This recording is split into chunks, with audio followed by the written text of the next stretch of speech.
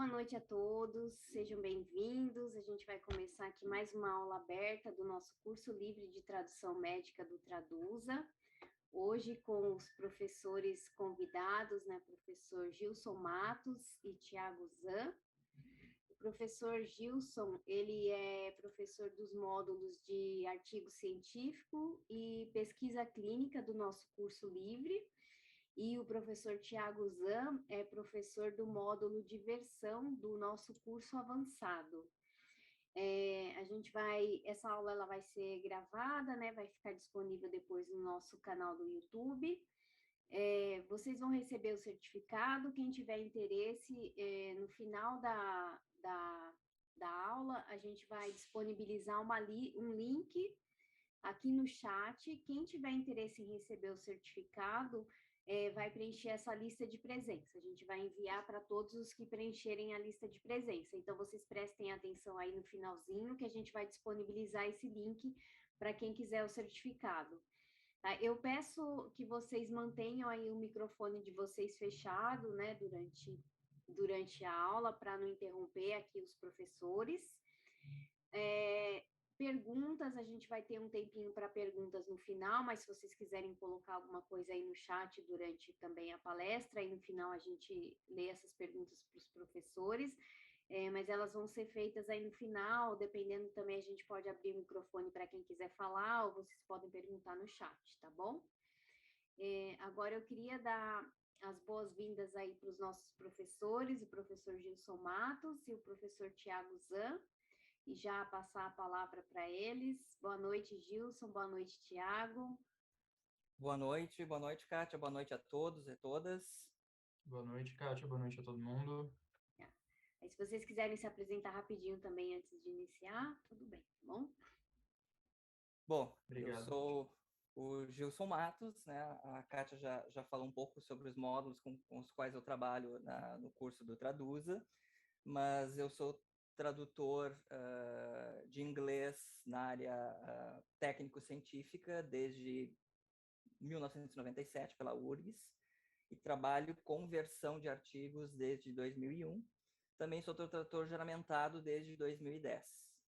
Eu acho que é isso, né? Acho que não tem muito mais o que falar, assim. Me apresentando rapidinho também, eu sou o Tiago, eu sou biólogo de formação, na verdade, estou terminando uma segunda formação em letras agora, também, específica. Sou acadêmico, né?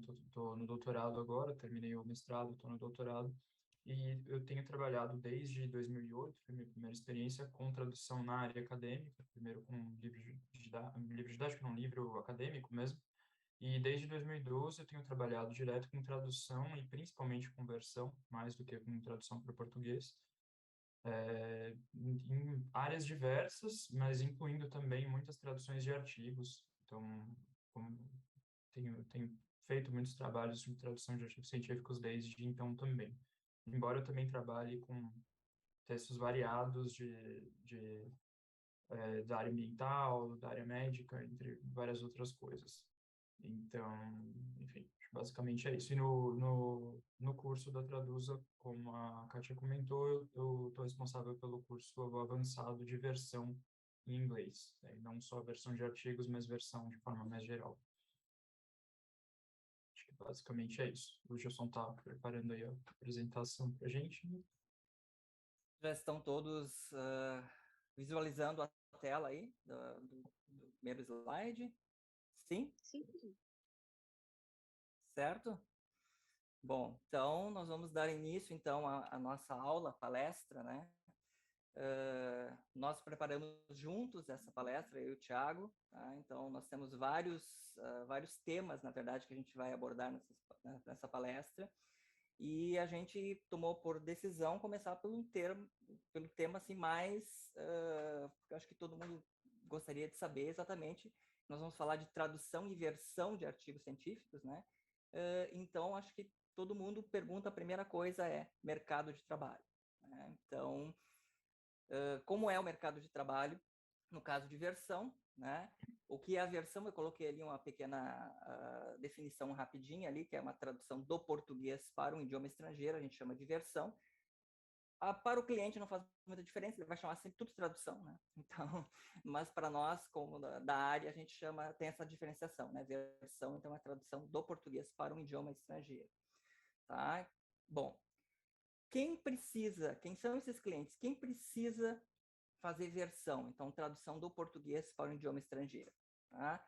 São profissionais liberais, geralmente pesquisadores, né? Médicos, dentistas, não só da área da saúde, como a gente trata aqui, né, no nosso curso, mas várias outras áreas, né? E que precisam publicar esses artigos numa revista. Primeiramente, eram revistas estrangeiras, né? Mas isso tem mudado bastante nos últimos anos, porque as revistas brasileiras estão adotando publicação somente em inglês, tá? Então, eu sou revisor de uma revista, na verdade, da Brazilian Oral Research, desde 2014, e eu trabalho com versão de artigos diretamente desde 2014, e eles só publicam os artigos em inglês, eles não publicam mais em português. Eu também trabalhei com uma revista Ciência Médica da PUC, aqui no Rio Grande do Sul, que era bilíngue, né? Agora se tornou apenas inglês, então não tem mais publicação também em português. Então existe um mercado muito grande, né, nas revistas nacionais também, agora que estão publicando somente em inglês. Além, obviamente, das revistas internacionais, que são muitas, não, aí, do mundo todo, né? Lá da Ásia, seja onde for, né? E os pesquisadores, esses profissionais liberais, geralmente são professores, né? Eles dão aula na universidade, têm um vínculo, né, com pesquisa, e eles realmente dão aula então, na universidade, e para manter essa cátedra, né, das disciplinas, eles precisam publicar artigos. E eles têm uma exigência de um número X de artigos por ano que eles têm que publicar em revistas internacionais, né? E geralmente eles pedem também uma qualidade maior, que é a Qualis A, né? Então tem toda essa exigência, né? Então tem essa demanda muito grande por causa disso. Então, como eu falei, são profissionais geralmente liberais que chegam até o tradutor diretamente, geralmente por indicação, né? Porque é assim que funciona, pelo menos nessa área. Faz uma versão, uma tradução, o cliente gostou, ele indica para um colega lá do grupo de pesquisa, né? E aí vão vindo os outros e assim vai, né? Não funciona, já tentei fazer quando eu comecei nessa área, tentei fazer cartão de visita, não obtive nenhuma resposta com cartão de visitas, né? Já tentei flyer e distribuir em vários consultórios médicos e tudo mais, nenhuma resposta, de mais de 600 flyers que eu distribuí, não recebi nenhuma resposta. E aí, pensando até sobre isso, dá para pensar, né? Bom, talvez realmente eu tenha feito uma coisa errada, né? Que é ir nos consultórios médicos, onde é diferente. Lá é o profissional, é o clínico, é o que trabalha no dia a dia, mas ele não está inserido numa universidade, não está inserido em pesquisa. Então, ele não precisa fazer essa tradução, né?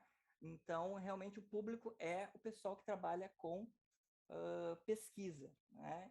E aí nós temos, né, vínculos até com universidades, né? Então, o tradutor consegue também, às vezes a universidade entra em contato, né, pedindo o tradutor, né? E aí, claro, eles entram em contato, eles gostando da tradução, é trabalho certo e, né, rotineiro, porque aí realmente trabalha com aquela revista, né? Como eu trabalho com a Brazilian Oral Research, né? Eu não sou o único tradutor da revista, né? Nós somos em 12, 13 agora, né? Então é uma revista bem fechada, só pode trabalhar esses 13 tradutores. E eu tenho bastante trabalho, assim, 95% do meu trabalho é conversão, tá, de artigos, e é para essa revista de odonto, tá? Eu faço outras coisas também, depois a gente vai ver, né, as outras nuances aí da tradução e da versão, né, um pouquinho mais adiante. Então, a finalidade é publicação, tá, em revistas ou nacionais, como eu mencionei, ou estrangeiras, né? E já expliquei, né, como é que esses clientes chegam, então, até o tradutor. Geralmente é contato direto, mas também pode ser através de universidades ou centros de pesquisa. Tá? Bom, então, essa é a versão. Tá? Nós vamos falar um pouquinho também da tradução. Também temos tradução, né, no caso aí do idioma estrangeiro para o português, e aí nós temos casos bem mais específicos. No meu caso, como eu trabalho muito com versão, eu não tenho, assim, muita demanda de tradução. As demandas que eu tenho é naquele item 2 ali, que fala tradução juramentada. Eu, como sou tradutor juramentado, eu tenho demanda de tradução da área médica em tradução juramentada. Ah, aí vocês podem pensar, tá, mas artigo médico? Às vezes, sim. Às vezes, tem lá alguém que vai processar, seja um plano de saúde, seja o governo, etc., porque ele precisa de um tratamento que o plano de saúde não está oferecendo, né, e ele precisa entrar na justiça para conseguir, né, esse tratamento.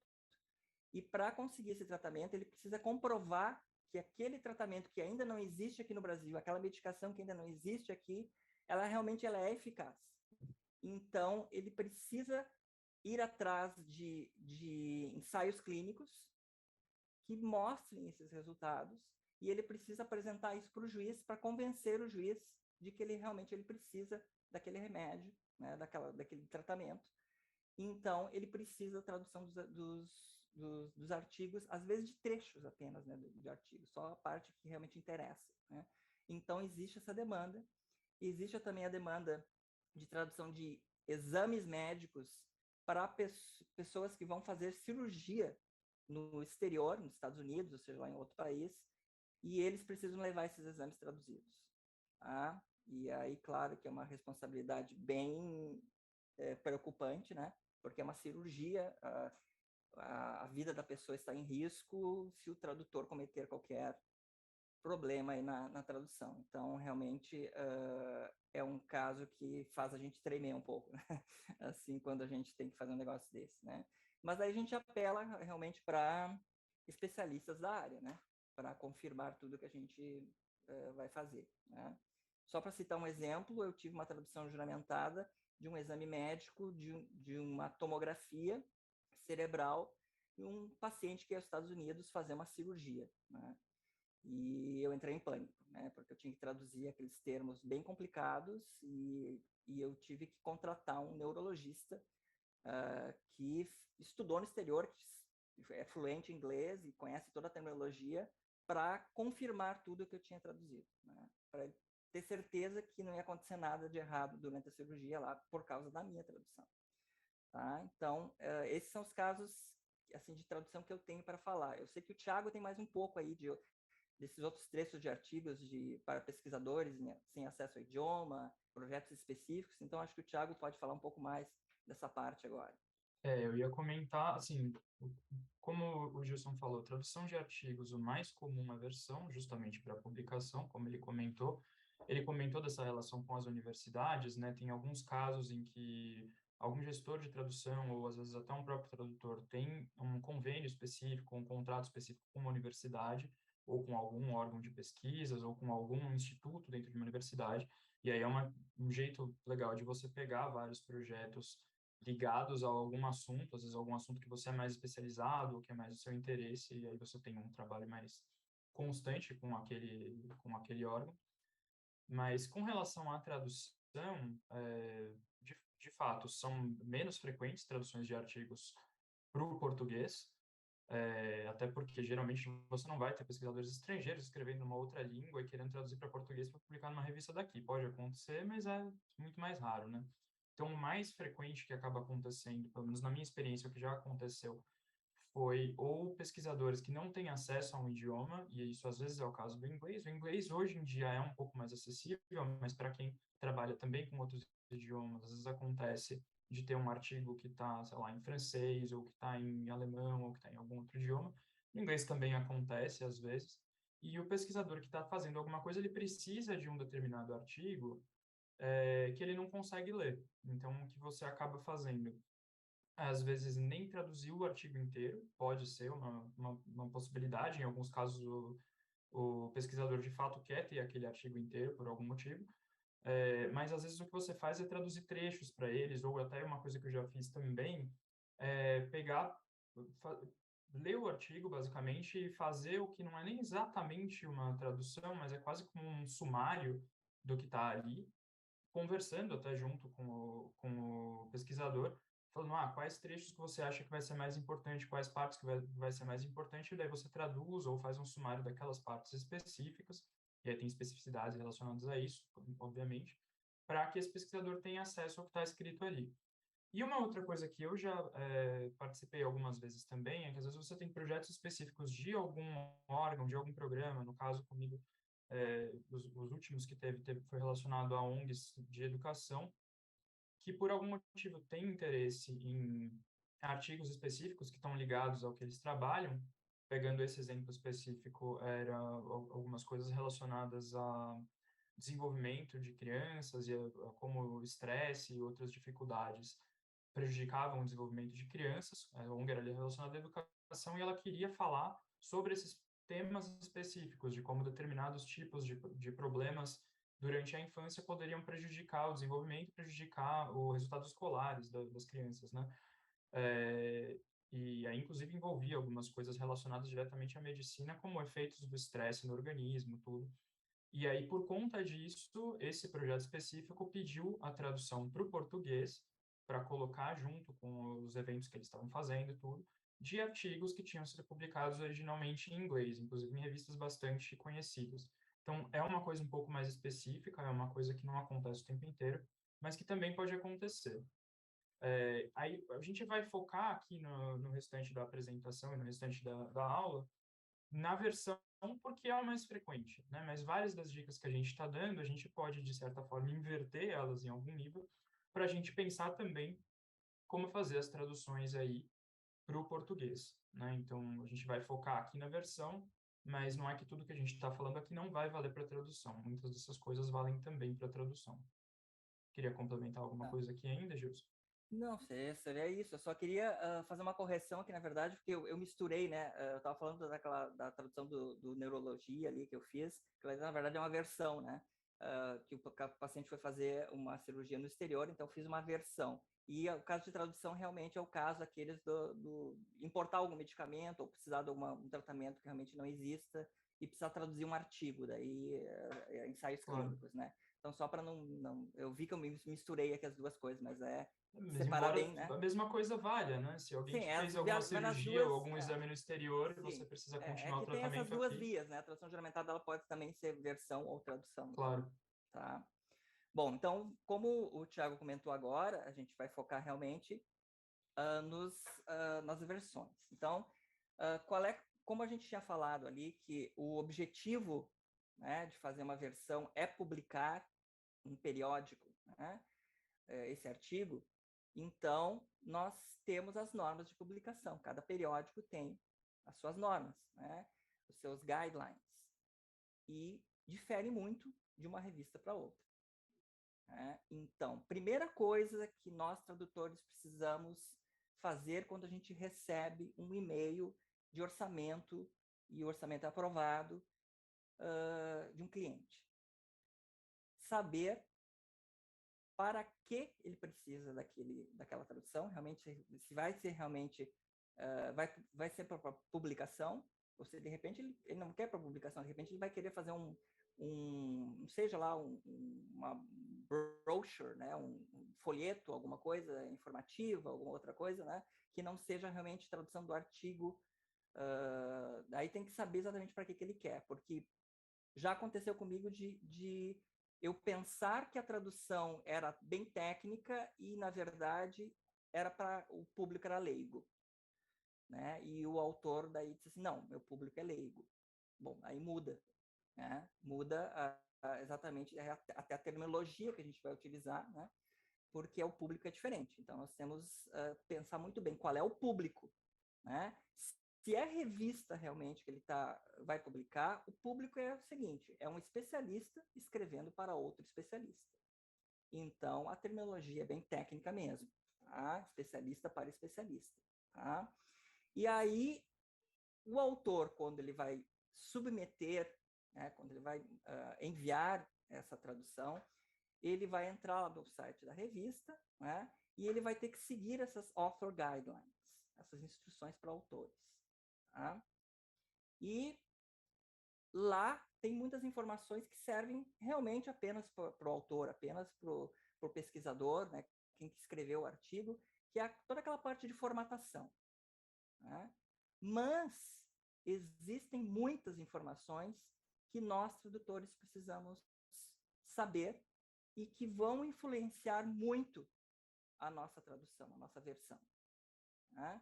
Então, a gente precisa ler com atenção essas guidelines, que às vezes, na maioria das vezes, são bem extensas. É uma parte chata de fazer, mas é essencial.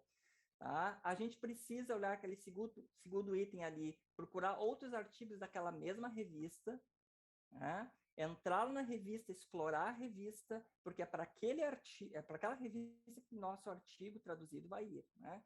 Então, a gente tem que ver outros artigos publicados lá. Às vezes a revista ela é só paga, não tem como entrar, mas ele sempre tem um item lá que é o sample copy ou sample issue, né, que a gente pode entrar e aí tu consegue acessar os artigos, né, e ver, né, porque a gente precisa saber exatamente aonde a gente está indo, né, para que lado a gente vai, né, porque tudo isso vai influenciar, essas author guidelines vão influenciar muito as nossas decisões tradutórias. E eu já vou mostrar por quê, tá? Mas primeiro eu vou falar do terceiro item ali, que é a relação construtiva com o cliente, tá? É preciso discutir muito, né, com os autores, como os autores, na maioria, são diretos, né, a gente tem esse contato direto, eles têm uma abertura maior, né, no caso de versão, e são muito solícitos. Então, assim, a gente geralmente não tem problema com esse tipo de cliente, porque ele, se precisar, ele manda PDFs, né? Eu quero outros artigos, né, sobre esse assunto, eu preciso outros artigos que foram publicados nessa revista, com certeza fala com o autor e ele vai enviar. Né? Eu tive um caso de um autor que mandou 30 PDFs, né? Então, eu não tinha tempo de ler todos, né, obviamente, mas existe essa possibilidade. Então, essa relação construtiva com o cliente e essa coisa de vai e volta, né? Uma versão é assim, a gente faz a versão, o autor lê, ele comenta, manda de volta, né? A gente faz as modificações que ele pede, né? Às vezes a gente não faz, porque realmente não deve fazer, né? A gente tem que contestar, né? Então, a gente tem toda essa troca, né, de conversa com os autores, né? Inclusive dessa questão das revistas. Né? Já teve casos que eu disse para o autor, olha, isso não está bem assim. Né? Existe uma diferença entre sex and gender. Né? E eu estou traduzindo sex porque é que ele está falando. E é isso que ele está falando. Ele está falando de sex, ele não está falando de gender. Né? Ele disse assim, eu te entendo perfeitamente, Gilson. Entendo, eu concordo contigo. Mas a revista está pedindo que use gender. Bom, então, né, se a revista, né, pediu, não estava nas normas, mas ela falou lá com o editor, alguém mandou uma mensagem, um revisor, alguém pediu para ela mudar para gender. Né? Disse, bom, então aí é exatamente a gente se adequar às normas da revista para o texto ser aceito. Né? Essa é a intenção do autor, ele quer publicar, ele quer que o texto seja aceito. Então, a gente tem que se adequar às normas para que ele seja aceito o mais rápido possível. Tá? Então, nós vamos ver... Gilson, posso fazer uma colocação ali Claro, só, claro. com relação Pode. ao último slide? Sim, O Gilson falou uma coisa que é muito importante, né? Isso de olhar outros artigos da mesma revista. E uma das coisas é isso, né? Às vezes a gente não tem acesso, ou é pago, ou alguma coisa assim. Como você está falando com o cliente, frequentemente o cliente que vai publicar naquela revista, ele vai ter, seja por meio da universidade dele, de alguma forma, uma forma de ter acesso. Então, de fato, conversar com ele para conseguir olhar outros artigos da mesma revista, muitas vezes é uma forma de você conseguir ter acesso a essa coisa para você ter uma base. E aí, o que você olhar, né, nos artigos da outra revista? Acho que é legal complementar um pouco, assim, não é só uma questão de você ter contato com os termos, todos os termos você vai vendo de outras formas também, mas é uma coisa do estilo mesmo. Então, você vê um pouco como é que o texto está estruturado em outros artigos daquela revista, algumas coisas do tipo expressão, se é uma coisa mais direta ou se eles tendem a ser sei lá, contextualizar mais, esse tipo de coisa. E tem uma série de coisas que, de fato, vão estar mais relevantes para o autor, porque o autor vai ter que mudar um pouco o texto dele, às vezes, para adequar para a revista. Agora, como você está trabalhando junto com o autor, às vezes você pode apontar exatamente essas questões para o autor também. Então, assim, olha, você está escrevendo isso aqui de uma forma assim, mas nos Author Guidelines fala que essa revista está pedindo para fazer de uma outra forma, e se eu traduzir eu consigo fazer um pouco disso, mas tem algumas coisas que vai ter que alterar um pouco o texto. Então, você consegue, tendo essa relação mais direta com o cliente, você consegue fazer esse tipo de adaptação juntamente com o autor original do texto, para conseguir fazer essa adequação para a revista. Eu vou fazer mais um comentário aqui com relação, o Gilson estava falando, né, que às vezes não está nos Author Guidelines, mas a revista está pedindo alguma coisa, ou às vezes um revisor está pedindo alguma coisa. Então, vou até comentar rapidinho aqui, não sei se para todo mundo conhece como é que é o processo de publicação. Eu acho que é uma coisa até legal de comentar rapidinho. Uhum. Na verdade, quando o autor publica, quando um acadêmico vai publicar uma coisa, ele manda esse texto, né, o que ele chama de manuscrito, para a revista. Esse manuscrito vai passar por uma seleção lá, se ele for aceito inicialmente, ele vai para alguns revisores.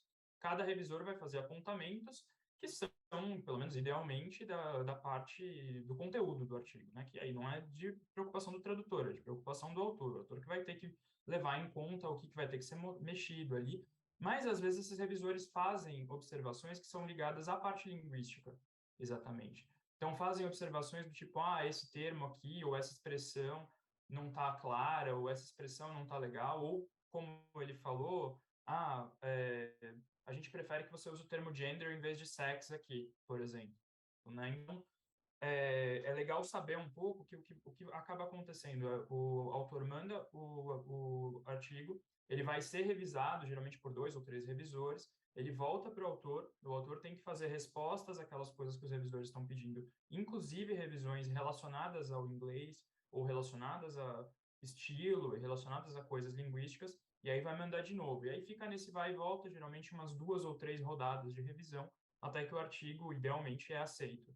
Né? Então, essas coisas que ele estava falando de coisas que não estão nas Author Guidelines, muitas vezes são coisas que são retornadas ou pelo editor da revista ou por algum dos revisores e que, na sua conversa com o cliente, você vai ter que levar em conta também. Então, inclusive, é importante pedir para o cliente teve alguma coisa nas revisões com relação à linguagem que pediram para mudar? Porque se tiver, você vai ter que levar isso em conta na hora de fazer alguma alteração naquele artigo revisado. Então, esse tipo de coisa é importante também. Só colocar um pouquinho disso, porque é interessante conhecer como é o processo de publicação se você está trabalhando com a versão de artigos. Sim, e os artigos sempre voltam. É difícil um artigo ser aceito de primeira, tá? Então, Sim. sempre vai voltar com um revisor pedindo alguma coisa. Às vezes são coisas que não tem nada a ver com a tradução em si, mas tem a ver exatamente Claro.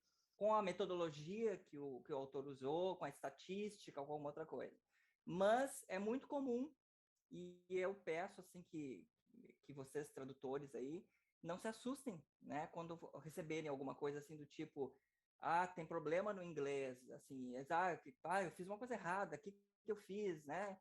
Não, vai lá e olha com calma, vê se realmente foi um erro seu ou não, porque já aconteceu comigo de eu fazer uma versão, mandar para o cliente, ele mandou para a revista, voltou, foi recusado, veio uma frase lá que o editor disse que o texto estava cheio de erros gramaticais e ele mandou para mim me xingando que eu tinha cometido vários erros gramaticais.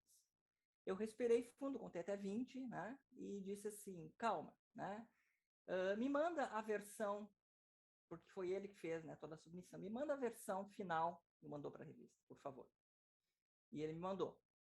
E eu comecei a ler já no abstract, já vi que tinha erros gramaticais de terceira pessoa, né? S na terceira pessoa que faltou e outras coisas bem básicas, né? Erros bem básicos. O que ele fez? Ele pegou a versão que eu tinha feito e resolveu mudar por conta própria várias outras coisas, né? E foi recusado, obviamente por erros de inglês mesmo.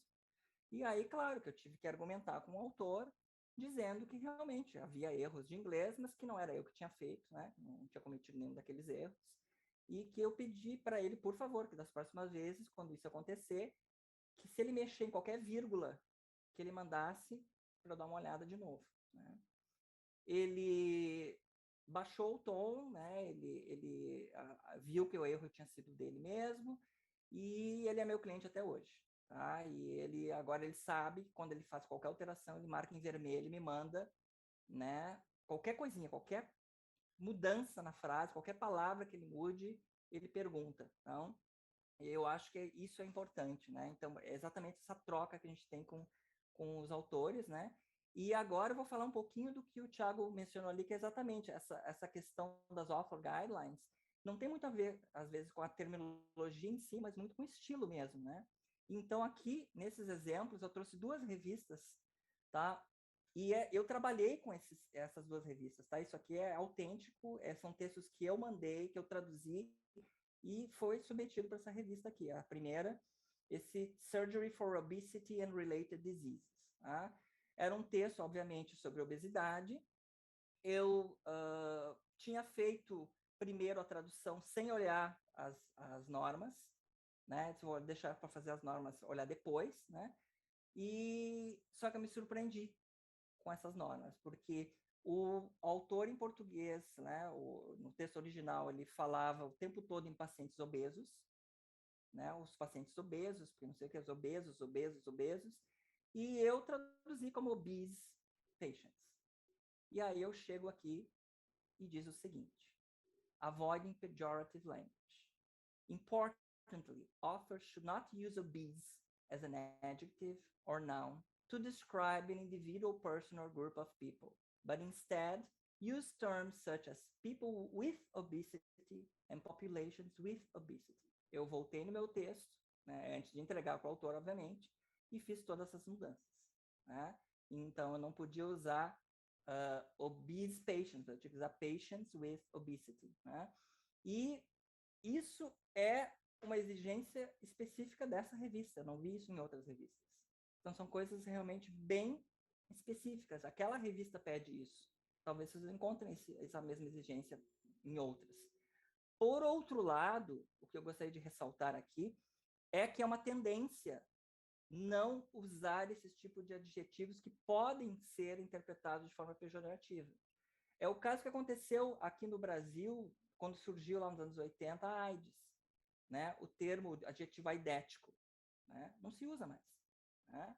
Não se usa mais em português. Em inglês não se usava mesmo, mas em inglês tinha o aidético, não se usa mais, né? É pejorativo, não deve se usar. Não deve se usar obeso, né? Em inglês, não deve se usar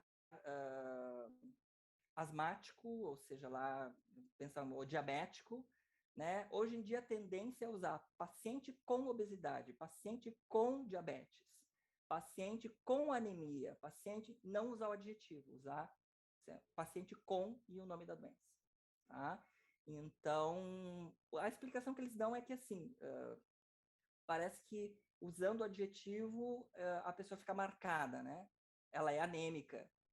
Mas ela está com anemia, é um paciente que está com anemia no determinado período. Então, exatamente ameniza, né? E mais um exemplo disso é o verbo suffer from, né? O paciente sofre de câncer. Também está praticamente proibido de usar essa palavra em inglês, suffer from, mesmo que tenha o autor em português use o paciente sofria de câncer, eu vou traduzir the patient had cancer, tá? Eu não vou traduzir o suffered from de jeito nenhum, tá? Então, isso vocês podem levar para outras áreas também, tá? Essa questão de usar esses adjetivos aí, cuidar muito que tem essa questão muito do politicamente correto hoje em dia. Então, acho que isso é sempre bom parar e pensar, né, na hora de usar esses adjetivos, principalmente, tá? Outra coisa que chamou a atenção aqui, mas no meu caso, na minha tradução, não interferiu em nada, porque eu trabalho com inglês americano, mas para quem não trabalha, aqui diz assim, ó, essa revista publishes manuscripts only in American English. Tá? Geralmente isso não acontece, geralmente eles aceitam as duas formas, o inglês britânico e americano, contanto que não se misture as duas formas, né? Eu não vou poder, uma hora escrever de um jeito, outra hora escrever de outro, então tem que ser consistente, tá? Então, mas aqui eles exigem que seja inglês americano. E tem revistas que exigem que seja britânico. Então, tem que cuidar muito bem. Então, aí já interfere muita coisa na tradução que está fazendo. Tá? Porque tem a questão do estilo, né? Aqui nós estamos falando, né? Então, da variante do inglês, mas tem a ver com o estilo, tá? Bom, mais um exemplo, e olha só a diferença. Essa revista só pediu isso. Esses 2 itens, era tudo que tinha nos guidelines. Tudo era só isso. Mais nada. Tá? O resto era formatação mesmo do artigo. Agora, olha essa outra revista. Journal of Avian Medicine and Surgery. Olha a quantidade de coisas. Eu diminuí, tinha muito mais, né? Eu só peguei alguns exemplos aqui, né, para citar, que eu acho importantes, né? Aquele primeiro ali, never begin a sentence with a numeral, isso vale em português também, a gente não começa uma frase, né, com numeral, né? Mas é bom lembrar que também em inglês a gente tem que aplicar essa regra. Depois, write, né, ali o 1000, né, sem a vírgula, né, que geralmente no inglês, em português a gente tem 1000, a gente coloca um ponto e os 3 zeros, né? E no inglês americano é o contrário, a gente coloca vírgula, né? E aqui ele está pedindo para não usar dessa forma, não usar as vírgulas. Então, aí é uma questão também, tá, do estilo da revista e de formatação também, né? Tem um pouco a ver com formatação aqui. As datas, como é que eu vou mencionar alguma data dentro do artigo? Dessa forma. Eles estão pedindo que mencione dessa forma a data. Tá? Não é 07, não é March e um 0 na frente, é March 7. Tá? Como em português pode ser um 07, mas né, em inglês não vai ter.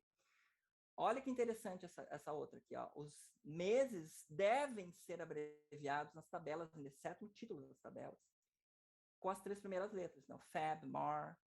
Tá? Também uma coisa específica dessa revista, que geralmente eu não vi isso em outras revistas pedindo que abreviassem os meses do ano se aparecer isso numa tabela. Tá? Então, são coisas muito específicas. Tá? Do not abbreviate a word that is only used only once or twice. Geralmente, isso é uma regra geral, que as revistas, então, pedem que um termo só seja usado o acrônimo ou a sigla dele se tiver 2 vezes, aparecer 2 vezes no texto, no mínimo, para depois começar a fazer menciona a primeira vez, menciona o termo por extenso, com a sigla ou acrônimo entre parênteses, e depois pode usar o acrônimo. Mas quando vai usar isso? Quando essa sigla se repetir várias vezes, esse termo se repetir várias vezes no texto. O que acontece é que, às vezes, em português, o autor ele escreve um texto e usa aquele termo uma única vez ou 2 vezes, e ele usa a forma abreviada, mesmo assim. Tá? Quando for fazer isso no inglês, eu tenho que cuidar. Então, eu não posso, se a revista pede para não fazer isso, ele mencionou uma vez só, por extenso. Tá? Mencionou 2 vezes e a revista pede que seja de 2 ou mais, mais de 2 vezes, eu vou ter que colocar as 2, né? Vou ter que colocar por extenso, né? Porque ele só tem 2 vezes o termo, não tem mais que 2, né? Então, isso é uma coisa que também tem que cuidar, né? Essa questão dos acrônimos, tá? Olha que legal isso aqui. Tá? Geralmente tem... Isso aqui é exatamente a questão do estilo, a questão toda da própria fraseologia, né? Isso aqui é fraseologia mesmo, tá? Eles estão dizendo o que é para usar, qual é a frase que tem que usar nas tabelas se aparecer isso aqui, se aparecer que as médias na mesma coluna, com diferentes letras, são significativamente, tem uma diferença estatística significante, né? Então, é para usar isso aqui. Não interessa o que esteja escrito em português, pessoal. O autor pode ter escrito as médias da mesma coluna, com letras diferentes, indicam. Bom, ele usou indicam. Eu vou usar agora em inglês indicate. Não, porque essa revista está pedindo a frase aqui, ó. Means é para usar essa frase. Tá? Então, é uma coisa bem específica e já ajuda bastante, porque a gente não tem nem que pensar. A gente vai escrever isso aqui. E tem várias seções no artigo que as revistas trazem essas frases prontas. Por exemplo, eu vou pular para o último item aqui. Ó. If there are no conflicts of interest to declare, state. Essa é a frase que tem que usar. Não interessa o que o autor escreveu em português. Ele pode ter escrito 3 linhas para falar sobre o conflito de interesse lá, que não tem conflito de interesse, dá uma explicação enorme. Na revista, eles só querem isso. The author declares no conflict of interest. E deu. Tá? Então, já está pronto. Tem frases que já vêm prontas que a revista exige, então a fraseologia está aí, né? Deve ser usada dessa forma. Continuando aqui. Outro ponto bastante importante, que é o serial commas, também chamado de Oxford comma. Tá? Essa é uma tendência, pessoal. Você sempre usar ou não usar Oxford comma. Na dúvida, usem. Tá? As principais revistas todas usam. Tá? O jornal do New York Times usa. O The Guardian usa. Vários outros jornais famosos e revistas famosas utilizam. Tá? E o que é o Oxford comma? O Oxford comma é aquela vírgula antes de um and ou antes de um or, quando se tem 3 ou mais termos listados. Tá? Então, seja lá, ela apresentou tais e tais sintomas. Se eu tenho 2 sintomas, eu não vou usar vírgula, eu vou usar o and, né? Sintoma tal e tal. Mas se tem 3 sintomas, o sintoma tal, vírgula, sintoma tal, vírgula, aí outro sintoma, vírgula, and, e o último sintoma. Tá? Isso se usa antes do and e do or. Tá? Então, isso é muito importante que já internalize isso, né? Usar Oxford comma, né? Porque geralmente quase todas as revistas pedem. Tá? Então, eles chamam de serial comma ou Oxford comma. Então, isso é bem importante. Tá? Outra coisa interessante. Use ic e not equal para adjetivos tipo physiologic e histopathologic. Não teria problema nenhum dizer physiological ou histopathological. São a mesma coisa, mas é que essa revista pede que use dessa forma. Teria problema se fosse outros termos, por exemplo, que existe diferença. Electric e electrical. Existe diferença entre um e outro. Economic e economical. Existe diferença enquanto se usa um, quando se usa outro. São sentidos diferentes. Né? Mas aqui não. Aqui o sentido é o mesmo. Não muda o sentido se eu usar physiologic ou physiological. Mas a revista prefere dessa forma. Tá? Então, isso interfere lá na nossa tradução. Tá? Porque eu tenho que usar exatamente como estão pedindo aqui. Se eu não usar dessa forma, o que vai acontecer? Algum revisor lá da revista vai notar isso e vai colocar que as normas não foram seguidas. Né? Então, o autor não seguiu as normas. Ele até pode citar exemplos, né? Não seguiu as normas da revista. Então, o editor vai pedir que refaça de acordo com as normas. Né? Então, ele vai voltar. Né? Então, é certo que se a gente não fizer o que a revista pede, o artigo tem tendência a voltar. Tá? Bom, Posso quanto... Sim, pode. Uma coisa aqui? Sim, Thiago, uma questão, assim, a gente como tradutor que está trabalhando como pesquisador, o que a gente quer fazer é facilitar a vida do pesquisador para que o artigo dele seja aceito, né? Então, assim, tudo bem, vai voltar e dá para mexer depois, é fato. Agora, se você já está seguindo tudo, de alguma forma isso já vai ser melhor recebido pela revista do que se você não estiver seguindo várias normas da revista, né? Então, claro que no fim das contas vai depender do pesquisador se o artigo vai ser aceito ou não. Mas a gente levar em conta essas coisas, às vezes já coloca um cartão de visitas, vamos dizer assim, melhor no artigo. Então, vai ser bom para a gente, inclusive para conseguir outros trabalhos com o mesmo pesquisador e com outros pesquisadores. Quer dizer, a gente está ajudando de alguma forma que esse artigo chegue lá e seja melhor recebido. Né? Então, essa é uma das e coisas. até já tive comentários de uma cliente minha agora, umas 2 semanas atrás. Ela disse assim, Gilson, que revista mais chata. Né? Ela estava assim, é tanta regra, tanta coisa. Sim, mas tem que fazer, senão não vai ser aceito. Né?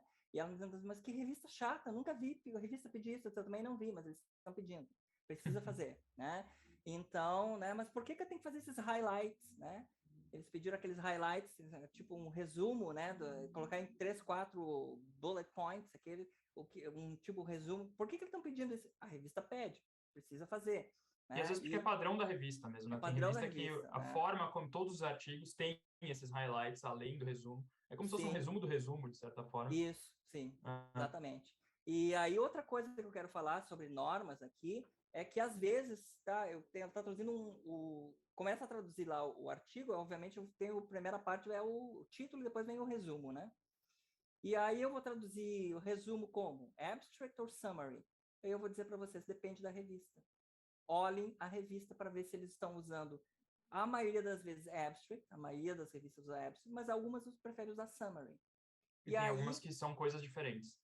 E outra coisa, as seções do artigo, materiais e métodos, discussão, conclusão, vê o que a revista usa, porque eles indicam, use nessa revista os seguintes headings, e aí eles colocam lá, em vez de introduction, eles pegam background. Né? Então vai depender muito da revista, o que tu vai traduzir como introdução, ou como vai traduzir como resumo, vai depender da revista, como é que eu vou traduzir. Né? Da revista e do tipo de artigo também, isso é uma outra questão. Artigo, exatamente. Tem algumas, eu estava dando uma olhada, eu acabei não trazendo nenhum outro exemplo aqui, claro, mas eu estava dando uma olhada ontem nisso. Tem algumas revistas, tipo a própria Nature, na verdade, tem diferentes tipos de artigos que você pode mandar. E aí, na hora que o pesquisador te falar, quero que você traduza isso aqui, é legal você saber, tá, que tipo de artigo é esse para você mandar para lá. Porque tem alguns tipos de artigos que vai ter justamente introdução, materiais e métodos, resultados e discussão. Tem alguns outros que vai ter introdução, sei lá, background de literatura, e umas outras coisas diferentes, o desenvolvimento, sabe? Então, tem outras coisas diferentes que podem aparecer ali, e você vai ter que encaixar naquele padrão da revista, porque senão o artigo não vai estar preparado para aquela revista. Então, é uma coisa... Uma última coisa que eu acho legal de comentar aqui também, né? A gente está falando aqui das Author Guidelines, às vezes eles chamam de Submission Guidelines também, dependendo da revista. Instructions to Authors, Instructions for to Authors. E algumas vezes, isso acontece, por exemplo, na EMA, né, que é a American Medical Association, tem várias revistas ligadas à EMA, e aí as revistas da EMA, de forma geral, usam um mesmo guia de estilo. Então, algumas vezes você tem várias revistas que te indicam para seguir um determinado guia de estilo. Tem o guia de estilo da EMA, por exemplo, é um guia de, sei lá, umas 400 páginas ou qualquer coisa do tipo. Óbvio que você não vai ler tudo aquilo necessariamente, mas que tem várias dicas e várias indicações de coisas específicas quando você estiver trabalhando com um artigo que é daquele grupo, você levar em conta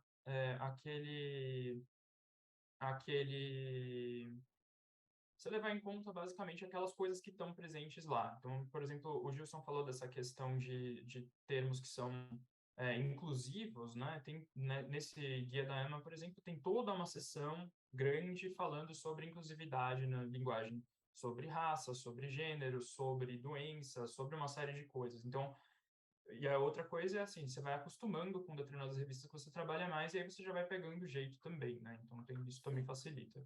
Exatamente. Né? Geralmente, termino mandando para... tem uma recorrência em termos, às vezes, a escolha dos autores para aquela revista. Então, tem, assim... é comum... eu já fiz para vários artigos para a mesma revista, né? Um autor pediu, o outro também pediu, o outro queria. Então, tenho, assim, vários... Né, que mandaram para a mesma revista. E daí eu já conheço, então, um pouco do que eles pedem. Claro que isso também é perigoso, né, pessoal? Dizer, eu já sei, né? Eles podem mudar as normas, né, de uma hora para outra. Então, tem que estar sempre realmente atualizado, né? Porque eles podem muito mudar. É importante sempre dar uma olhada, de fato. Tá? Bom, nós vamos seguir adiante, mas antes de seguir adiante, eu vou pedir agora para a Kátia, né? Ela tem uns avisos aí, falar um pouco sobre o curso. Então, eu vou dar um tempo e depois a gente retoma, então, a nossa palestra, nossa aula aqui. Tá, Kátia? Olá, pessoal. Para quem ainda não tinha chegado, a hora que eu iniciei, boa noite. Eu vou só compartilhar minha tela. Você pode parar de compartilhar, Gilson, para eu compartilhar aqui rapidinho? Né?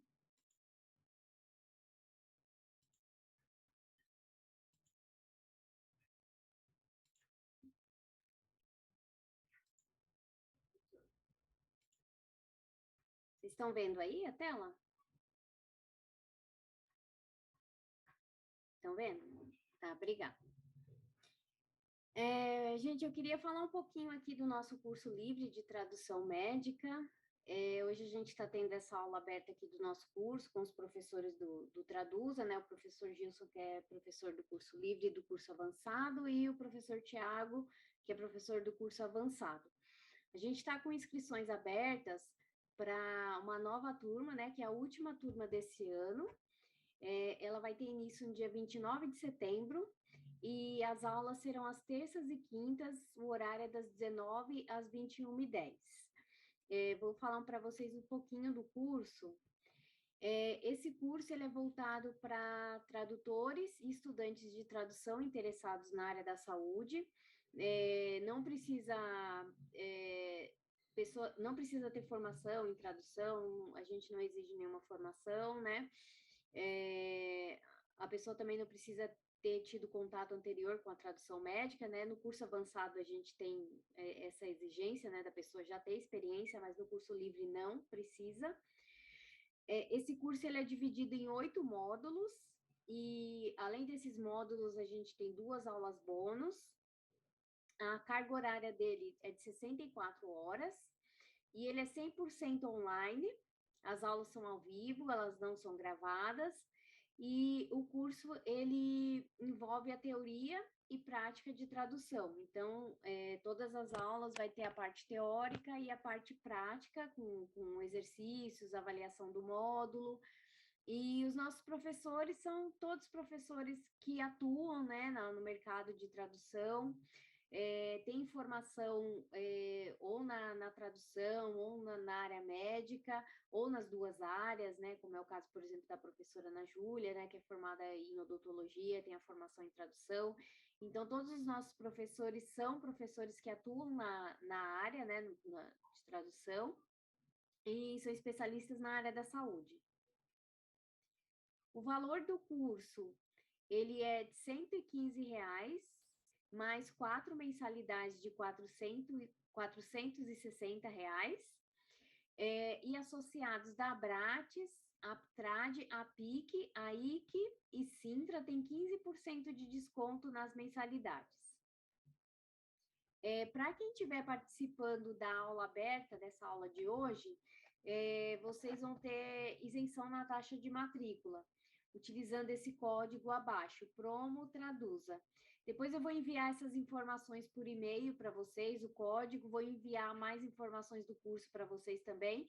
E se vocês quiserem saber mais, também podem acessar o nosso site, que é www.traduza.com.br. Depois eu coloco aqui no chat o link para o site, e também coloco o nosso e-mail, né, para quem quiser tirar alguma dúvida, saber mais sobre o curso. Alguém tem... Deixa eu só ver aqui. A Denise está dizendo que já se matriculou. Alguém tem alguma pergunta específica com relação ao curso? Acho que não. Então, eu vou passar a palavra agora novamente para o professor Gilson, professor Tiago, para eles darem continuidade. A professora Patrícia colocou aí o site, tá? O e-mail é secretaria@traduza.com.br, se vocês quiserem tirar alguma dúvida. Tem o e-mail da coordenação também, que é patriciagimenez@traduza.com.br. Esse não que seja o curso básico, porque assim, esse curso ele é para quem tem experiência e para quem não tem. E a gente tem o avançado, esse é chamado curso livre, né? Então, a gente tem o curso livre e o curso avançado.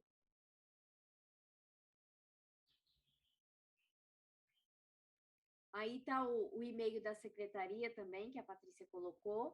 E só dando mais um aviso aqui, na verdade, repetindo o aviso que eu dei no início da palestra, para quem não tinha chegado ainda, essa aula de hoje, vocês vão receber o certificado, e no final da aula, eu vou colocar no chat aí o link para vocês, tá? Aí, quem quiser o certificado tem que preencher a lista de presença. Eu vou colocar o link no chat aqui no final, nos momentos finais aí da aula, eu coloco o link para vocês, tá bom? Agora eu vou parar de compartilhar aqui e passar novamente a palavra para o Gilson e para o Tiago. Tá, eu vou compartilhar aqui de novo, só um pouquinho. Abrir aqui o arquivo.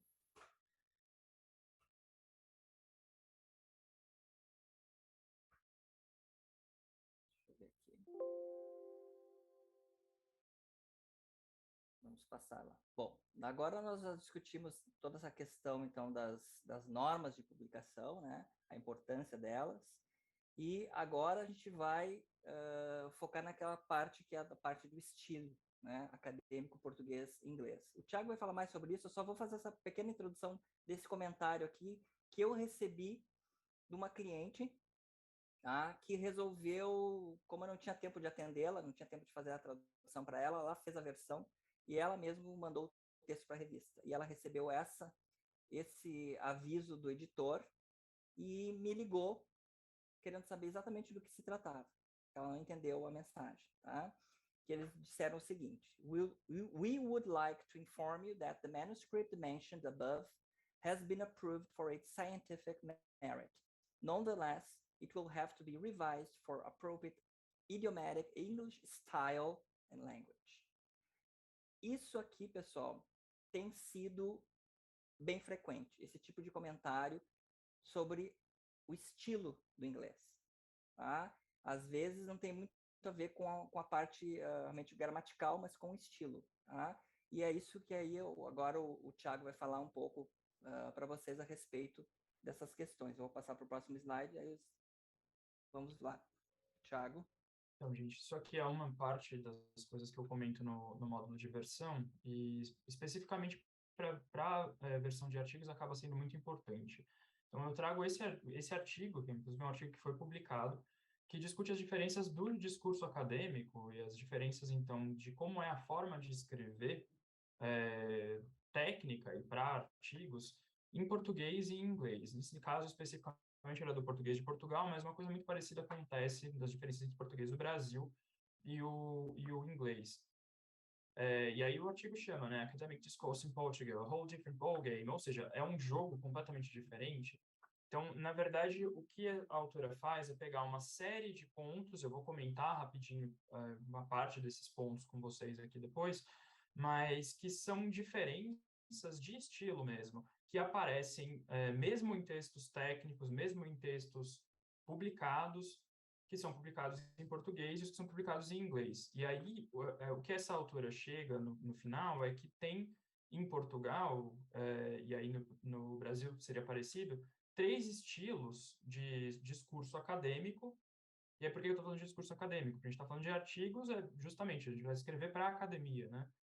Então, no português, tem 3 artigos, tem 3 estilos, que ela chama de moderno, tradicional e pós-moderno, enquanto que no inglês, o mais tradicional, embora tenha variação também, o mais tradicional é um estilo que a gente vai caracterizar depois um pouquinho, mas que é muito mais direto, é muito mais focado em uma forma objetiva de escrever e muito mais focado em você colocar os resultados e discutir os resultados. Então, quais são as diferenças? A gente, na verdade, está vindo desses estilos diferentes aqui quando a gente está traduzindo, a gente está fazendo a versão do português para o inglês, né? Então, o estilo moderno, ele corresponderia, esse VF que ela faz aqui é uma diferença, um nível de diferença que tem nos textos entre o inglês e o português, né? Então, ele seria idêntico ao discurso acadêmico do inglês em todos os respeitos. Claro que com as diferenças que são determinadas pela própria estrutura da língua. Mas, assim, seria um estilo muito mais próximo ao estilo do inglês. Então, tem algumas diferenças que vão estar presentes por conta da língua mesmo, e a gente também vai comentar um pouco sobre isso, mas tem esse estilo tradicional, e esse estilo tradicional, na forma mais comum, ele valoriza coisas diferentes do discurso acadêmico em inglês. Então, ele valoriza mais as dimensões estética e interpessoal, por exemplo. Mais do que a referencial, ou seja, em vez de focar só no que está de fato acontecendo, no que são os resultados, ele se foca em, de alguma forma, conversar ou interagir com quem está lendo. Ele se foca, às vezes, em questões estéticas do próprio texto. Ele é menos direto também. E aí está falando, o sentido, então, é gerado tanto intratextualmente e intertextualmente, quer dizer, no próprio texto, em vez de com referência ao mundo externo, e com referências objetivas, e com referência àquilo que está sendo analisado. Então, formas retóricas que estão lá para persuadir, incluindo coisas como figuras de linguagem, uma linguagem mais emotiva, até recursos literários, às vezes, muitas vezes são preferidos em vez de uma forma de escrever que seja mais lógica. e muitas vezes são feitas afirmações que não estão diretamente ligadas a uma evidência, tem algum tipo de convencimento ali que não é simplesmente, tem essa evidência, portanto acontece isso. E aí fala que a linguagem é mais ornada, é mais erudita, mais complexa, tem bastante redundância. Algumas vezes, comparado com o inglês, ela parece mais pomposa, mais longa, mais enrolada até, e às vezes um pouco mais antiquada. E daí tem o estilo pós-moderno, que é uma coisa mais diferente ainda. Não vou entrar muito no foco dele aqui, porque nos textos de medicina não costuma acontecer isso, vai acontecer mais em textos mais da área de artes e coisas assim. Você passaria para mim, Gilson, por favor? Sim. Deixa eu ver aqui. Então, alguns dos pontos aqui que a Bennett levanta com relação a essas diferenças. Ela chama, por exemplo, atenção para esses framing devices. Esses framing devices é uma coisa que ela fala que tem a ver com essa interpessoalidade, que em vez de você apresentar as coisas diretamente, você começa várias frases, e vocês provavelmente vão reconhecer isso. A gente começa muitas vezes escrevendo com constata-se que, deve-se considerar que, é importante considerar que. Então, tem algumas coisas que, na verdade, elas estão ali ou para dar alguma modalização, para fazer uma coisa do tipo, isso aqui eu acho que é um pouco mais importante, ou olha, você, leitor, foque-se nesse ponto aqui, mais do que só para apresentar alguma coisa. Então, esse tipo de coisa é muito mais comum em português. Quer dizer que isso não existe em inglês? Não é isso, mas é muito mais comum em português. E aí, quando a gente está traduzindo para o inglês, muitas vezes a gente pode deixar de lado algumas dessas coisas ou simplificar algumas dessas coisas. Eu vou dar mais um exemplo depois disso. Outras coisas que acontecem, é um tópico que é deixado para depois. O tópico é, assim, o assunto, né, da sua frase, o assunto do seu parágrafo. Então, o que acontece? Em português, muitas vezes aparece catáfora. O que é isso? Você vai falando coisas e no final da frase você vai falar do que você está falando. Você vai fazer uma referência a uma coisa que só vai aparecer depois. Ou então você tem uma inversão, às vezes, da ordem da frase, para que a coisa que importa apareça mais para o final da frase. Ou mesmo no parágrafo, a coisa que vai importar, ou a coisa que é mais importante naquele parágrafo, é deixado para o final. Então, de certa forma, é como se no português fosse comum você ir criando um suspense ou criando uma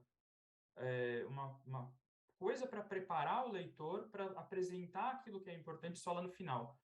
De novo, não é que isso não aconteça no inglês, mas é muito mais raro. Isso vai acontecer muito mais raramente, e muitas vezes, se isso se repete no inglês, o texto se torna estranho para um leitor que é anglófono, para um leitor nativo de inglês.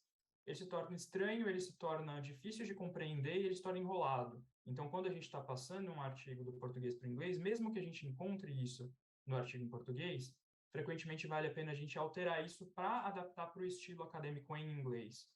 Uma outra coisa é que a linguagem em português, muitas vezes, ela é o que alguns autores chamam de centrada nos substantivos, enquanto isso o inglês é mais centrado nos verbos.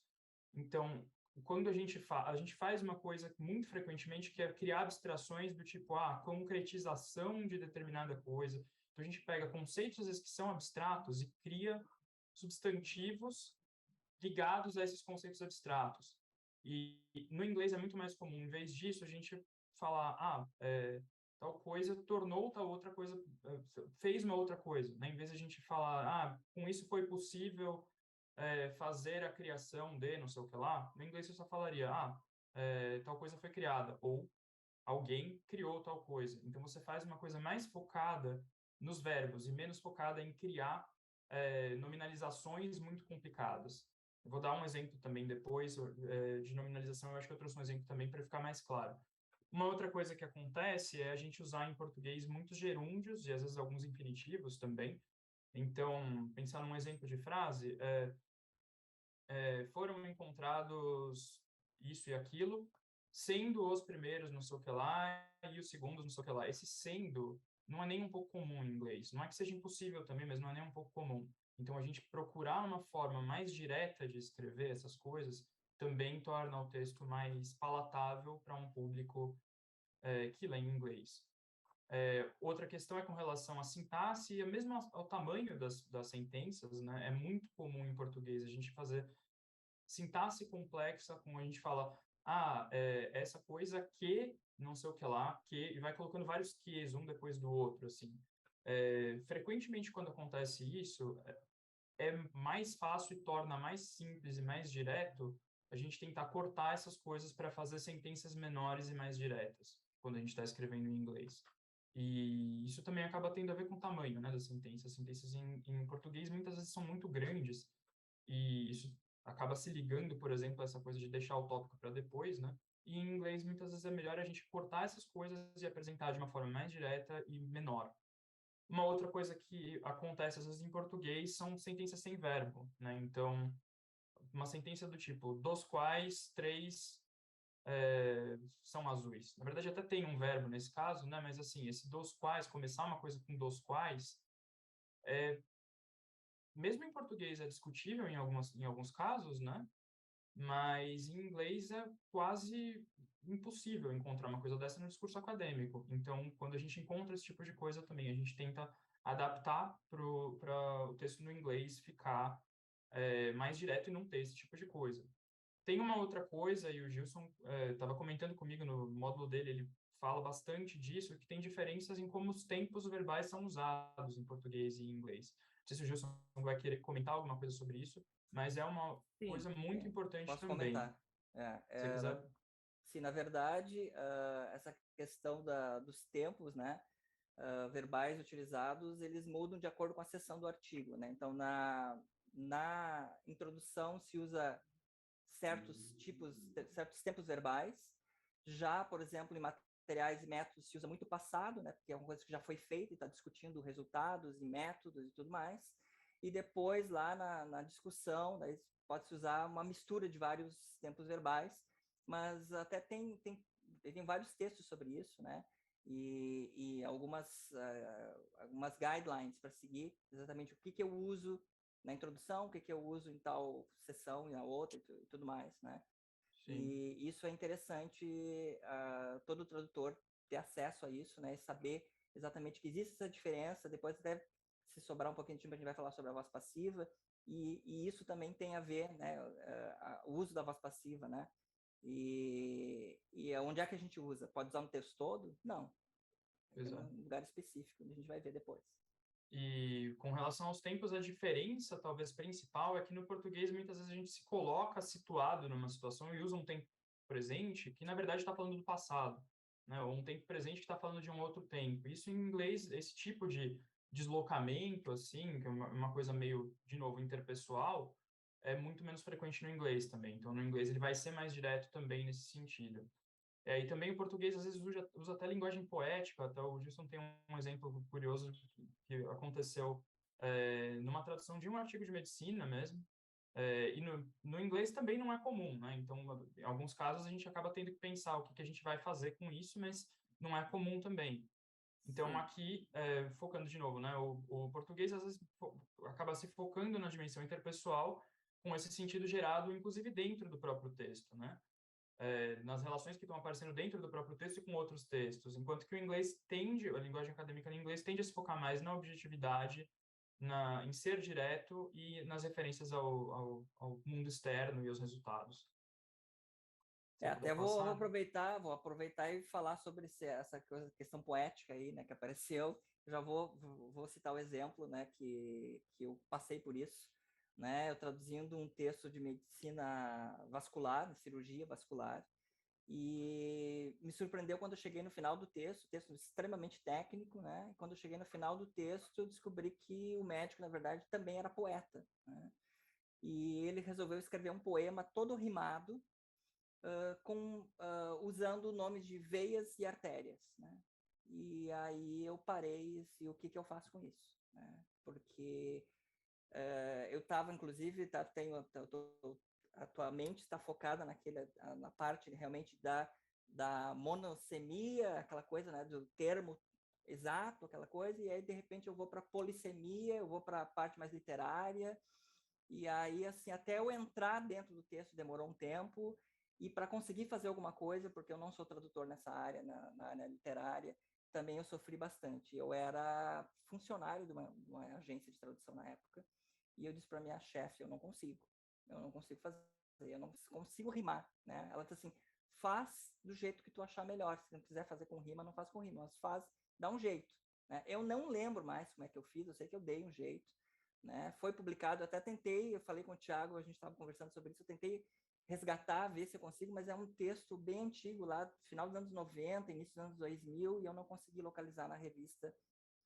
senão eu traía para vocês esse exemplo. Mas fica aí a citação, que tudo é possível dentro de um artigo científico, né? Poemas, gírias, tudo pode Sim, e aparecer. aí esse é um exemplo interessante porque, assim, o que eu acabei de falar, né, o texto acadêmico em inglês, ele tende a não ter esse tipo de coisa, mas não quer dizer que não possa existir.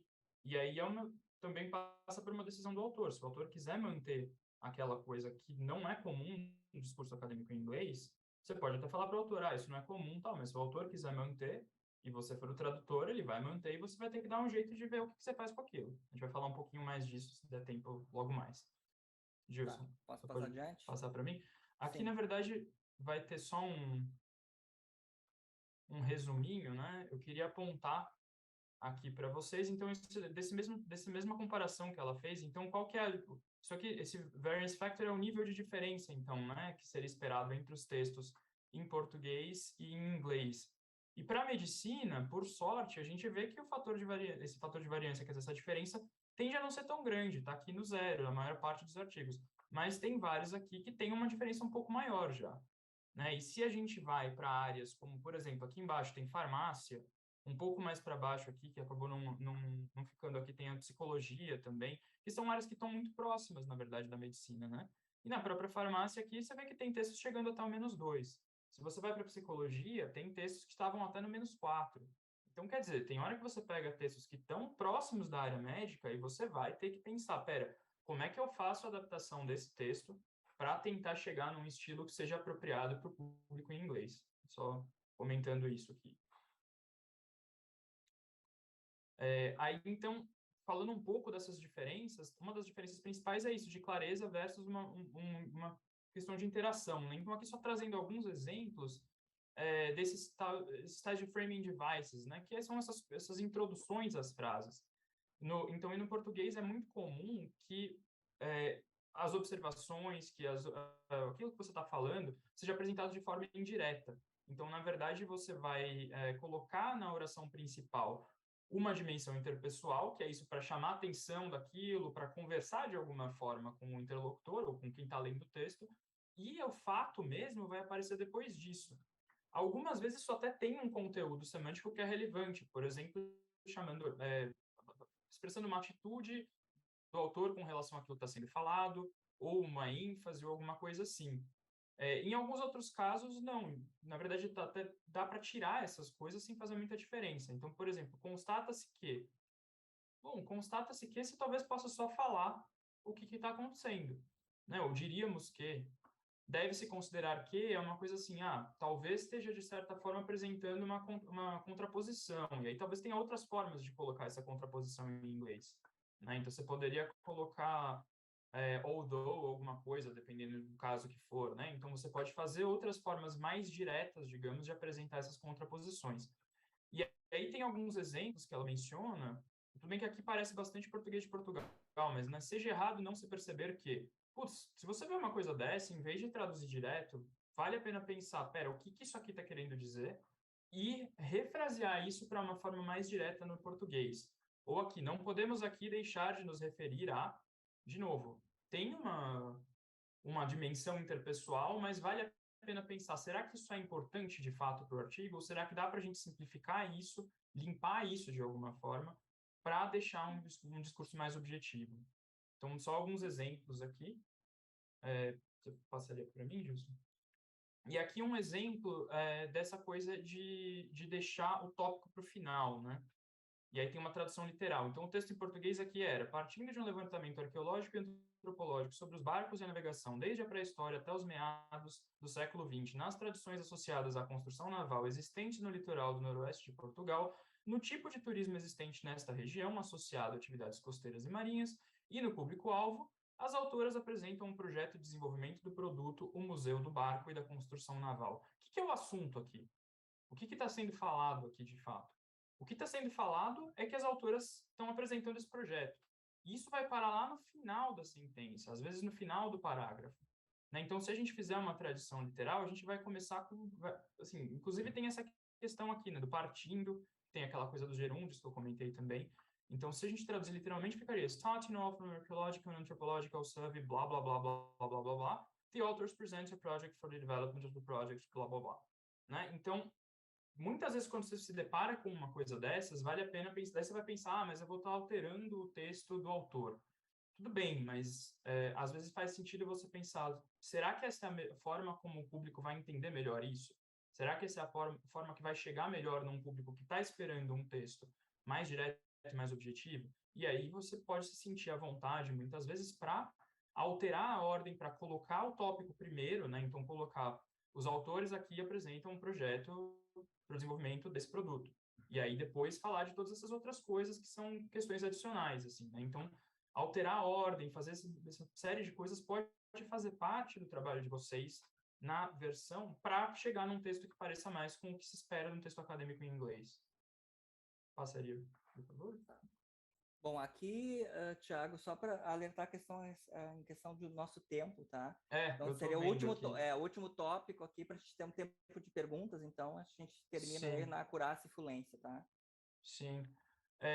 Então, aí, levando em conta essas questões das diferenças que a gente tem uma série de... No curso de em cada um dos módulos que a gente dá, a gente discute essas coisas com muito mais detalhe, entra com muito mais detalhe em cada um desses tópicos, mas o que eu estava comentando, inclusive, esse exemplo do Gilson dos poemas aí, por exemplo, é muito claro, né? O que você vai escolher fazer? Nesse caso, manter um texto com um poema, putz, talvez não seja o que é esperado ali. Então, tem essas duas questões aqui, eu costumo chamar de acurácia e de fluência. Na verdade, esses são termos que alguns autores de teoria da tradução falam, né? Acurácia, então, pegando aqui uma definição de um determinado autor, seria garantir que a mensagem que está no texto original seja transferida completamente para o texto-alvo, incluindo a denotação, a conotação, a nuance e o estilo. Faltou uma vírgula aqui que ficou, era para estar em branco, ficou em preto. E a fluência seria, então, ter um texto com gramática, ordem, vocabulário e outras coisas que sejam culturalmente apropriadas e que ele pareça como se ele fosse originalmente escrito por um falante nativo da língua alvo, né? Então da língua para a qual você está fazendo a versão, para leitores na cultura alvo. Qual que é a questão aqui? Você manter tudo que está no texto original e você fazer com que aquele texto pareça apropriado e ele pareça escrito por um nativo da língua-alvo, algumas vezes entra em conflito. Às vezes, até para você manter todas as questões do texto original, manter denotação e conotação, manter uma coisa que a gente pensou em comentar, mas acabou não dando tempo, coisas do tipo jogos de linguagem, né, jogos de palavras e coisa do tipo, às vezes você vai falar, putz, eu não consigo manter do mesmo jeito. Então, às vezes você precisa pensar em ou reconstruir ou deixar para lá alguns jogos de palavra para se focar no conteúdo. Né? Então, uma questão que é muito importante, que a gente bate muito no curso, é de como você vai ter que fazer escolhas o tempo inteiro, para além de saber os termos, para além de você saber o vocabulário específico da área, para além de saber escrever em inglês e saber escrever em português e entender direito as coisas, você vai ter que fazer escolhas com frequência. E aí você vai ter que tomar decisões de o que você vai priorizar, o que você vai conseguir fazer. E aí, uma coisa que eu costumo falar no meu módulo, assim, não tem uma escolha que seja certa. Tem muitas que são erradas. Você sempre vai ter muitas escolhas erradas, mas não tem uma só que seja certa. Você vai ter decisões para tomar e tem jeitos diferentes de fazer a mesma coisa, digamos, né? E vai chegar em resultados que não são iguais. Não sei se o Gilson queria falar mais alguma coisa antes da gente abrir para exatamente essa questão, né? Vocês acho que conseguiram ver através dessa aula de hoje que tudo vai muito além da terminologia, né? Então, são tantos detalhes, são tantas coisas, né, que o tradutor tem que se preocupar. Tem muito mais, né? A gente poderia ficar falando aqui mais uma hora, né, Thiago? Com mais coisas que a gente tem, né, de assunto para tratar, mas a gente espera que vocês se matriculem no curso, que vocês venham fazer a aula conosco, que a gente vai discutir esses outros tópicos, né, com vocês também. E espero que vocês tenham aproveitado, tenham gostado, né, dessa aula. E agora eu vou abrir, então, a oportunidade para as perguntas, né, e já para o encerramento daí com a Kátia.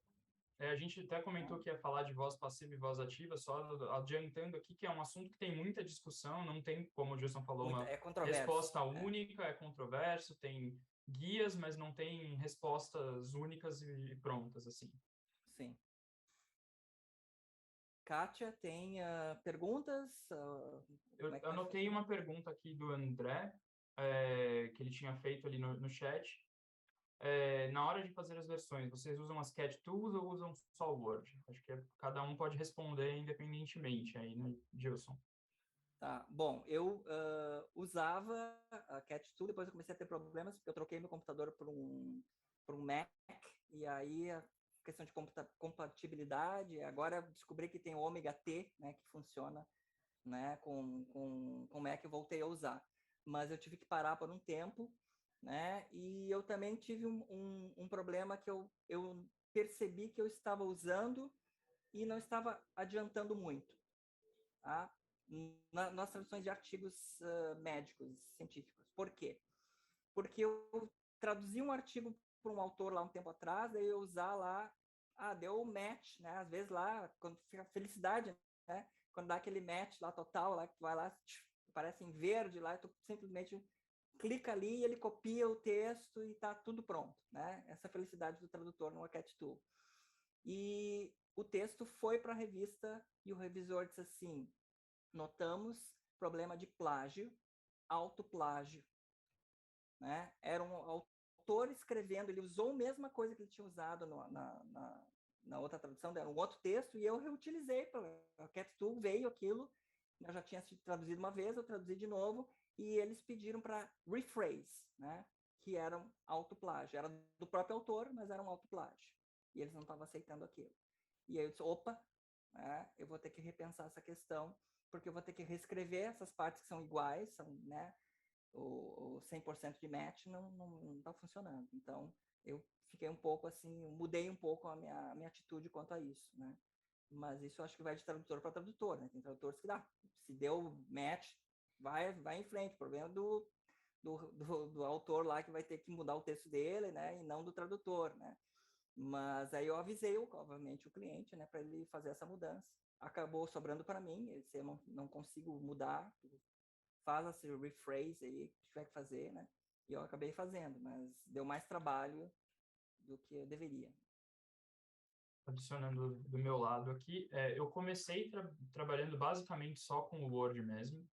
Hoje, para quase tudo, eu uso o Cat Tool, mas eu uso um Cat Tool que é gratuito e que é online. Então, na verdade, ele acaba servindo mais para organizar e não perder coisas de formatação e tudo mais, para eu ter certeza de que eu estou vendo o texto todo. E aí, claro, né, se você recebe um texto em PDF, isso vai te causar vários problemas, tal, então tem que levar em conta qual que é a facilidade de usar um em cada caso. Mas tem isso que o Gilson falou, às vezes não dá para você usar diretamente a mesma coisa, e às vezes quando você está pegando coisas de áreas diferentes, de autores diferentes, muitas vezes você não vai conseguir aproveitar muita coisa. O que ele acaba ajudando muito, pelo menos na minha experiência, em garantir que você está olhando para tudo e em garantir, às vezes, a consistência dentro do mesmo documento. Que às vezes você consegue ter certeza de que você está usando o mesmo termo para a mesma coisa dentro do mesmo documento mais facilmente, que você não está fazendo esse tipo de confusão assim dentro do mesmo documento. Isso às vezes acaba ajudando um tanto. Tem uma outra pergunta aqui. Eu acho que essa pergunta acaba indo mais para a Kátia. Eu esqueci de anotar de quem foi a pergunta, mas esse curso me habilitaria a ser tradutora na área médica? Vou ver se eu descubro aqui quem foi que perguntou. Amanda. Foi a Amanda, Amanda. tá bom. Amanda, você falou que é da enfermagem, né? Então, diferente da área da enfermagem, assim, para trabalhar como tradutor, a gente não é exigido curso, formação em tradução. Só que hoje em dia a gente tem muitos cursos de tradução e a concorrência também é muito grande, né? Então, assim, o tradutor que tem uma formação já é um diferencial, né? Então, a gente tem muitos tradutores que entraram no mercado já há muito tempo que não tem nenhuma formação, mas hoje em dia já é mais difícil, né? Não ter nenhuma formação e você entrar no mercado da tradução, até porque o mercado já mudou muito. Hoje em dia existem as ferramentas de tradução, com as quais as agências trabalham, então a pessoa que quer entrar nesse mercado, ela precisa ter pelo menos fazer algum curso, né? A gente recomenda que faça algum curso. Então, assim, você falou que se habilitaria. Então, não é exigido nenhum curso para ser tradutor, também para ser tradutor de nenhuma área, é exigido a formação. Mas o curso, ele é um diferencial. E esse curso, ele prepara, né, os alunos no sentido de apresentar o mercado da tradução e da tradução médica, mais especificamente. Tem um módulo de ferramentas de tradução, então, para quem não conhece as ferramentas de tradução, a gente tem um módulo de ferramenta de tradução. Apresentar as especificidades da tradução médica, como foi nessa aula de hoje, que os professores falaram especificamente sobre artigos científicos, sobre a versão de artigos científicos. Então, a gente tem os módulos que abordam áreas específicas, como saúde mental, pesquisa clínica, esse de artigos científicos. A gente tem um módulo que fala sobre os aspectos culturais da tradução médica. Então, esse curso, ele dá, assim, uma boa bagagem para a pessoa que quer trabalhar, atuar na área de tradução médica, né? Então, assim, vai ter algumas áreas específicas que vão abordar, vai falar sobre o mercado da tradução também. E, como eu disse, ele trabalha com a teoria e prática. Então, os professores, eles dão a teoria, mas eles dão exercícios práticos na aula, tem a avaliação do módulo, né, que são atividades que os alunos precisam fazer. Então, o curso, nesse aspecto de habilitar, de dar o conhecimento, de fornecer o conhecimento para o aluno nessa área, nesse sentido, sim, né? Ele prepara o aluno para atuar no mercado de tradução médica.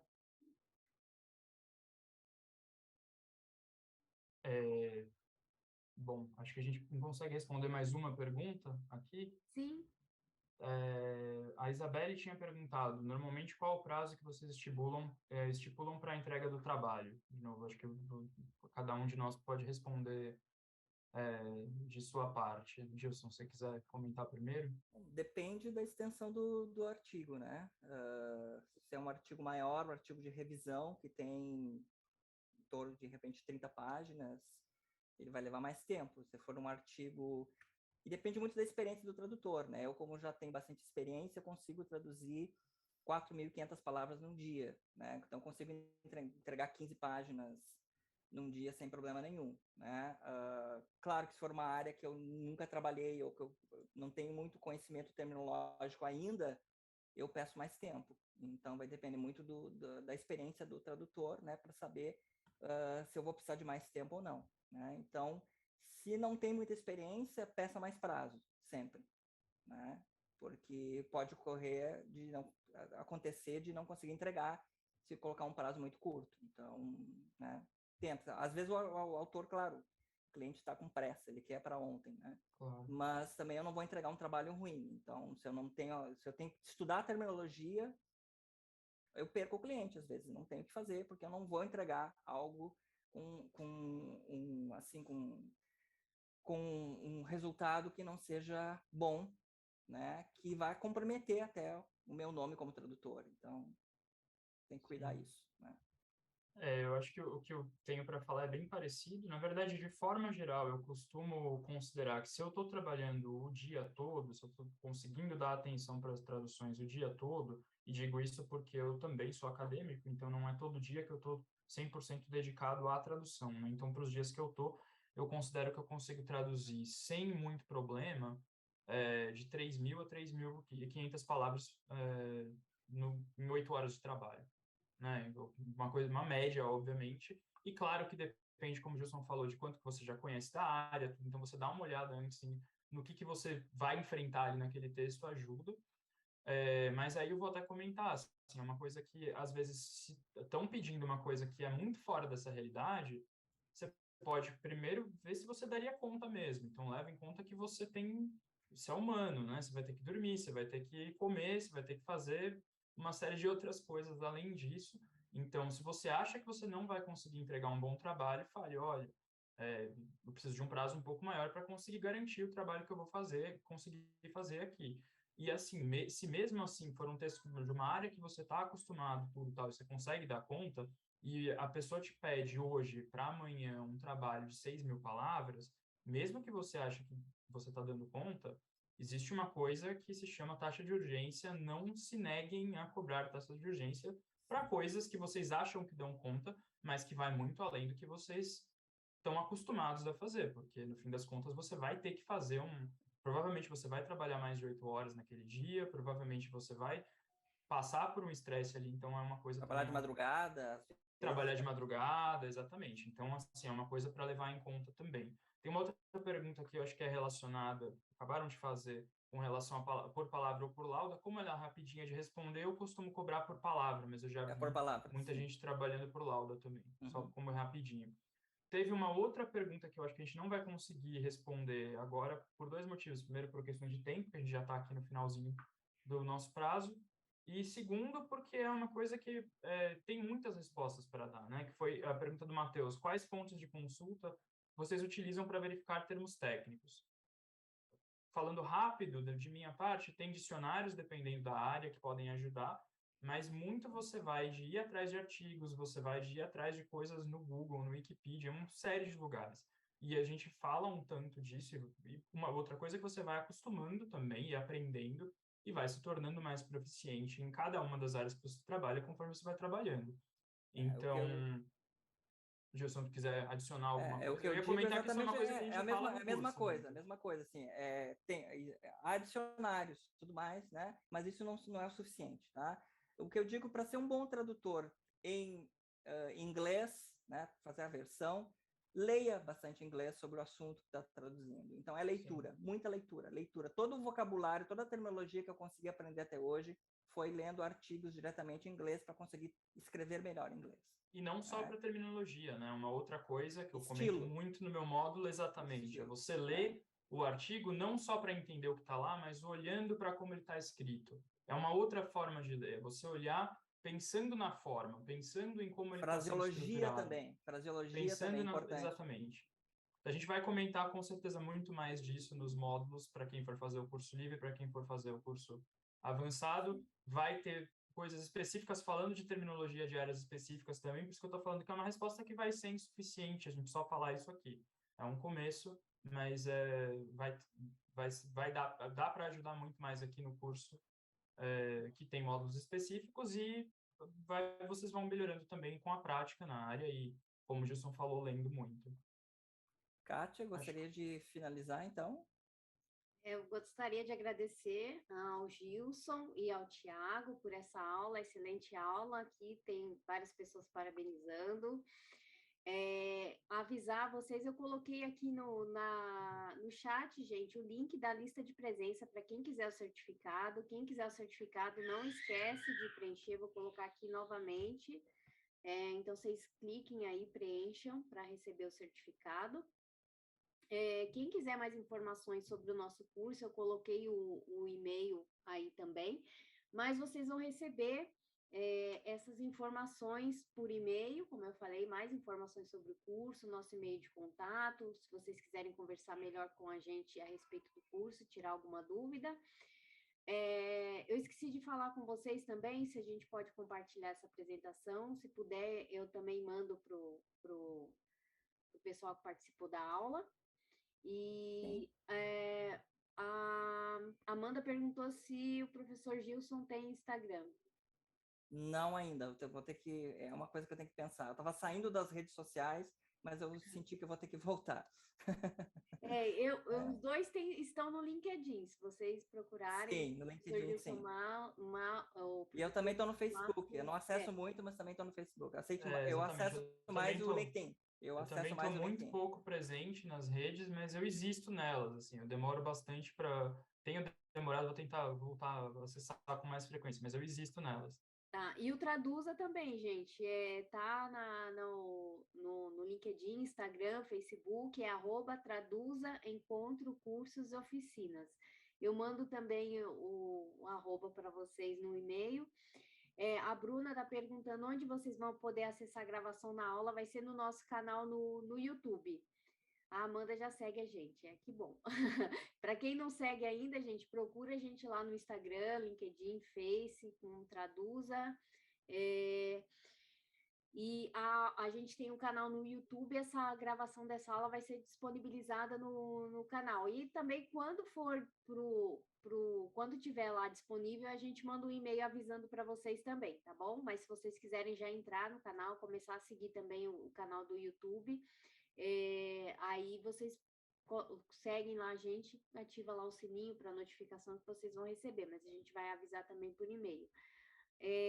A Cláudia perguntou como você está no LinkedIn, Gilson. Tá como Gilson Matos mesmo, Gilson né? Matos, isso mesmo. Tá bom?